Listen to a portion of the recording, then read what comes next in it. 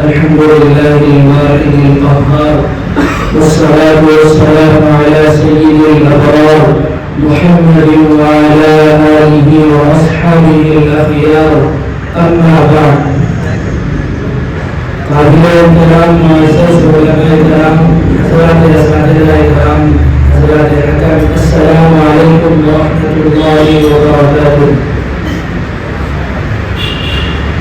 آج کے بابرکت محفل سالانہ تقریبی مسابقتی اجلاس کے عنوان سے سجائی گئی ہے اور اس خوبصورت انتظام کے پیچھے ہم سب کے اساتذہ کرام اور ہم سب کے اٹھے روان نور نظر نوجوانوں کے دلوں کی دھڑکن دعوت اسلامک اکیڈمی حیدرآباد کے صدر ذی وقار حضرت مولانا محمد مصدق القاسمی صاحب رحمۃ اللہ علیہ کی عظیم قربانیاں اور ان کی پرخلوص محنتیں شامل ہیں. اللہ تعالیٰ سے دعا ہے کہ اللہ تعالیٰ ہمارے تمام اساتذہ کرام اور بالخصوص حضرت صدر محترم کی محنتوں کو قبول فرمائے اور ان سب کی عمر میں خوب برکت عطا فرمائے. محترم حضرات، بزم طیب صرف ایک نام نہیں، ایک تحریک ہے.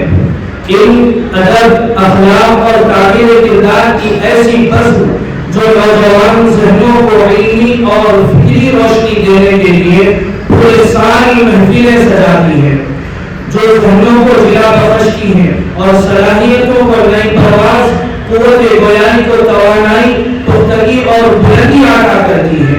بزم طیب کی تین روشن شاخیں ہیں: بزم سعید، بزم عثمان، بزم حسین. اور یہ تینوں شاخوں میں بہت سی خوبیاں ہیں اور یہ تینوں شاخیں طلباء کی پوشیدہ صلاحیتوں کو نکھار کر اعتماد کی اس منزل تک پہنچاتی ہے جہاں وہ دنیا کے سامنے خود اپنی پہچان بنا لیتے ہیں. اور یہ تینوں شاخیں طلباء بزم میں علم و تحقیق، تدبر و حکمت کا جذبہ رکھنے والی سوچ پیدا کرتی ہے اور حسن کردار کا بہترین سبب دیتی ہے اور حسن اخلاق اور روحانیت کا عظیم مرکز ہے. جن کی گفتگو میں حسن، کردار میں خوبصورتی اور عمل میں سچائی کی خوشبو محسوس ہوتی ہے. اور یہ تینوں شاخیں بزم سعید، بزم عثمان، بزم حسین مل کر بزم طیب کی عظمت کو چار لگاتی ہیں. یہ تینوں شاخیں الگ الگ جگہ پر منعقد ہوتی ہیں مگر سب کا مقصد ایک ہی ہے: اسلامی اخلاق، بہترین تعلیم، شائستہ شخصیت اور مضبوط صلاحیتوں کے حامل طلباء تیار کرنا. اور آج کا یہ سالانہ تقریری مسابقتی اجلاس اپنے مقاصد مسئلہ کا مختصر مظاہرہ ہے.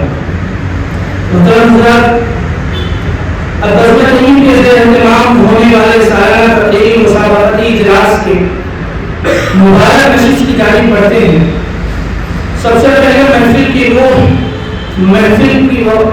روح، بزم کا وقار، مجلس کی جان، اجلاس کی رہنمائی یعنی صدارت انتخاب کی سعادت حاصل کرتے ہیں. ہر محفل کسی عظیم المرتبہ شخصیت کی قیادت کا محتاج ہوتی ہے جو پروگرام کے روح کو متعین کرے اور اس کے ماحول کو علمی و ادبی حلاوت بخشے.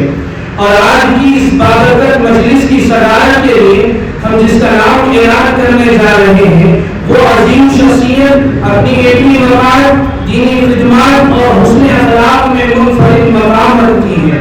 لہذا میں بزم طیب کی جانب سے آج کی اس مجلس کی صدارت کے لیے استاد الاساتذہ محبوب العلماء حضرت مولانا محمد مصدق القاسمی صاحب دامت برکاتہ بانی و صدر دعوت اسلامی اکیڈمی حیدرآباد کے نام کا اعلان کرتا ہوں.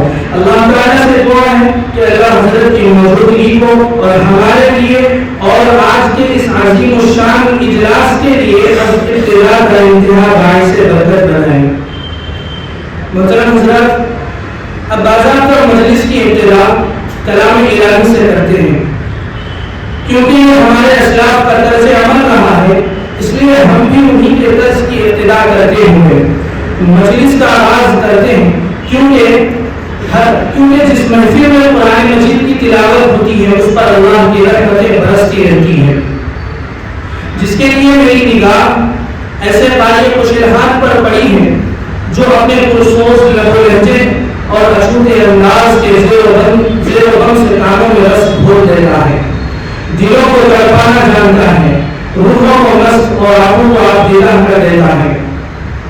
وہ سراپا قرآن کی محبت بن کر مجلس کو قرآن مجید کی تلاوت اور اس کی محبت اور اس کی عظمت پر آمادہ کرتا ہے۔